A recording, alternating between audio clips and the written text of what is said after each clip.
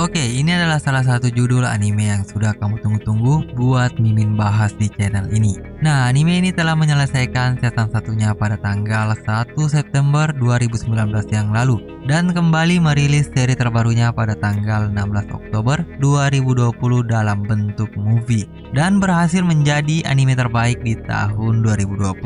Oke, nggak usah banyak bacot lagi.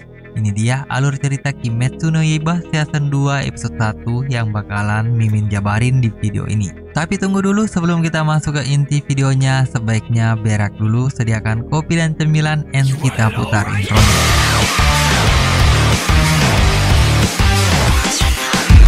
Nah, setelah kematian sang pilar api Rengoku di episode pertama season 2, nantinya kita akan diperlihatkan sosok anak laki-laki yang sangat pintar dan menjadi anak angkat salah satu pengusaha terbesar di kota itu.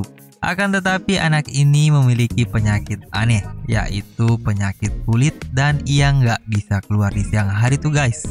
Namun dibalik kepintarannya, ternyata anak ini adalah iblis musang yang telah mengubah penampilannya untuk menipu musuh yang sedang mengejarnya dan menjadi parasit di keluarga kaya ini.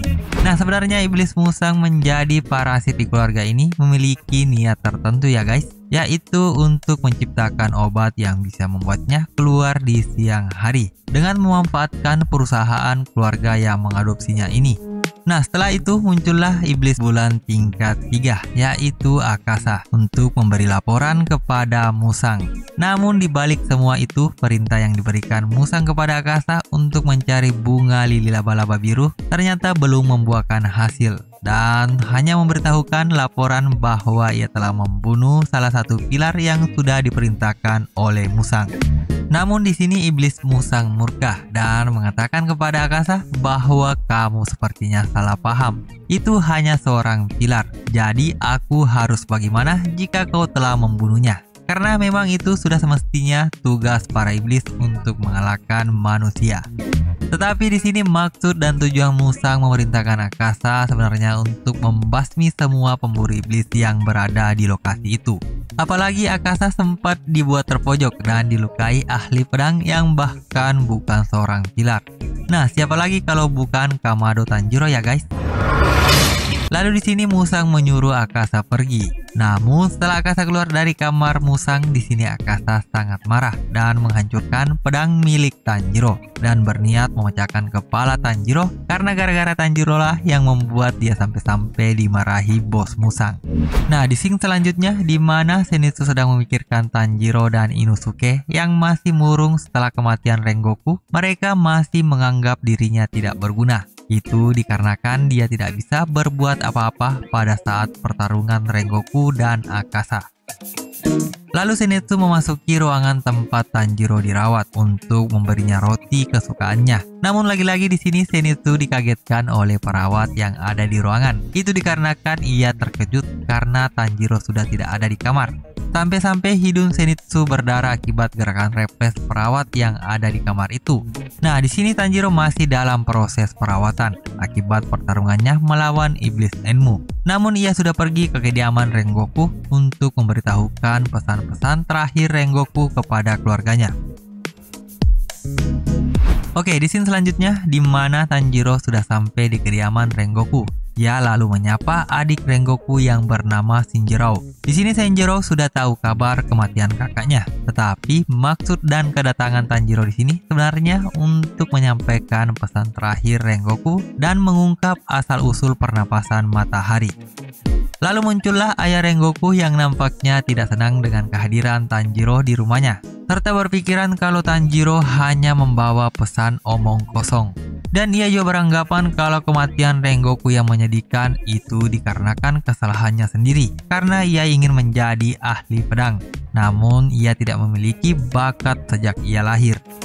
Mendengar perkataan ayah Rengoku, di sini Tanjiro berpikiran kalau perkataan ayah Rengoku itu sangat tak manusiawi. dan meminta ayah Rengoku untuk berhenti mengucapkan kata-kata kasar itu karena Tanjiro juga adalah seorang pemburu iblis. Tetapi di sini ayah Rengoku malah tambah emosi dan menyuruh Tanjiro agar jangan masuk ke pekarangan rumahnya. Namun setelah itu hal tak terduga terjadi, yaitu di mana ayah Rengoku melihat anting yang dipakai Tanjiro. Di sini tiba-tiba ayah Rengoku menjatuhkan arak yang ia pegang dan mengatakan kepada Tanjiro, "Kamu pengguna napas matahari kan?"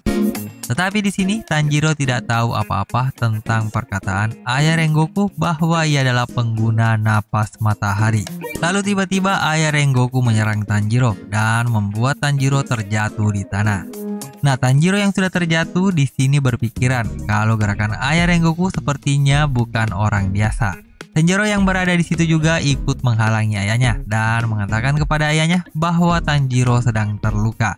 Tetapi di sini ayah Rengoku malah memukul Tanjiro dan Tanjiro pun juga terjatuh. Tanjiro yang melihat Tanjiro dipukul sama ayahnya sendiri lalu melakukan perlawanan dan menyuruhnya untuk berhenti serta menasehati ayah Rengoku dengan suara yang keras.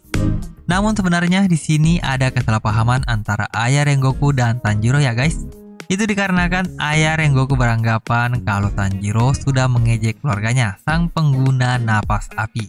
Serta anting yang dipakai Tanjiro itu adalah ciri khas pengguna napas matahari.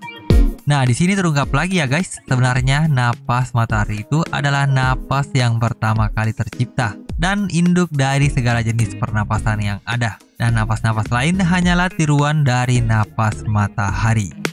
Tetapi di sini Tanjiro masih belum mengetahui sejarah napas matahari yang ia cari sejak ia menggunakannya pertama kali melawan iblis Rui di season pertama. Nah, setelah ayah Rengoku menjelaskan silsilah keluarganya, nampaknya perselisihan mereka belum selesai. Lalu Tanjiro yang begitu emosi karena ayah Rengoku sering mengejek anaknya yang sudah mati, ia langsung menyerang ayah Rengoku. Tetapi di sini Tanjiro diperingati oleh Senjiro bahwa ayahnya itu ternyata mantan pilar dan Tanjiro berhasil menyundul ayah Rengoku, lalu mereka berdua pun terkapar. Nah, setelah kejadian itu di sini Senjiro menyuguhkan teh kepada Tanjiro. Lalu Tanjiro meminta maaf kepada Senjiro kalau ia sudah menyundul ayahnya. Dan mereka berdua pun berbincang-bincang tentang kehebatan Rengoku di saat akhir-akhir hayatnya. Lalu Senjiro memberikan buku Pilar Api generasi ke-12 kepada Tanjiro.